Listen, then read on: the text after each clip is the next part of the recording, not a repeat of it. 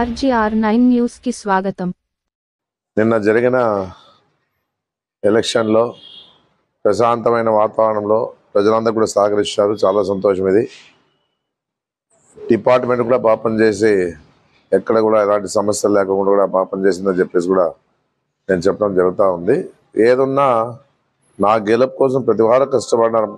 ముఖ్యంగా గ్రామాల్లో అయితే రైతులైతేనేమి, పార్టీ కార్యకర్తలు అయితేనేమి, అభిమానులు అయితేనేమి, మహిళలు అయితేనేమి పార్టీ కుటుంబ సభ్యులుగా పనిచేసినారు. మైనార్టీలు కూడా తమ ఎలక్షన్ మాదిరిగానే నిన్న జరిగిన ఎలక్షన్లో బాగా కష్టపడడం జరిగిందని చెప్పేసి కూడా నేను చెప్పడం జరుగుతూ ఉంది. అన్ని వర్గాల వారు కూడా, వాస్తవంగా చెప్పాలంటే అన్ని వర్గాల వారు కూడా నిన్న జరిగిన ఎలక్షన్లో ప్రతి వారు కూడా బాగా కష్టపడి మా వైఎస్ఆర్ కుటుంబ సభ్యులుగానే పనిచేసి అన్ని విధాలుగా మా గెలుపు కోసం కృషి చేసినారని చెప్పేసి కూడా నేను చెప్పడం జరుగుతూ ఉంది. ముఖ్యంగా మహిళలు కూడా పెద్ద ఎత్తున తరలివచ్చినారు. నిన్న ఓటింగ్లో పాల్గొన్నారు. ఎప్పుడు కూడా చూడలే ఈ విధంగా ఓటు జరగడం ఇదే మొదటిసారి అనుకోవడం జరుగుతూ ఉంది. బాగా పర్సంటేజ్ కూడా పెరిగింది రాష్ట్రంలో. ఈ విధంగా ఈరోజు నిన్న జరిగిన ఎలక్షన్లో మాత్రము గతంలో కన్నా ఈసారి చాలామంది ఓటుని సద్వినియోగం చేసుకున్నారని చెప్పేసి కూడా తెలుస్తా ఉందని చెప్పేసి కూడా నేను తెలియజేస్తా ఉన్నాను. ఏదున్నా కూడా బాగా కష్టపడిన ప్రతి వారికి కూడా, అన్ని వర్గాలకు కూడా నేను ప్రత్యేకంగా ధన్యవాదాలు తెలియజేస్తా ఉన్నాను.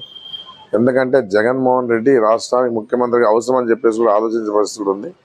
ఏదన్నా ఇచ్చిన మాట నిలబెట్టుకున్న విషయంలో కూడా జగన్మోహన్ రెడ్డి గారు ఎంతో కృషి చేస్తూ ఉన్నారు.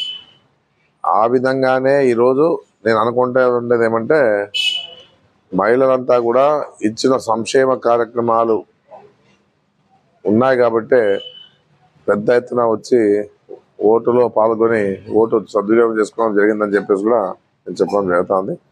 ప్రతి వారికి కూడా ధన్యవాదాలు తెలియజేస్తాను. ఏదున్నా మీ కృషికి ఎప్పుడు కూడా నేను మీకు సేవకునిగా పనిచేస్తానని చెప్పేసి నేను చెప్పడం జరుగుతూ ఉంది.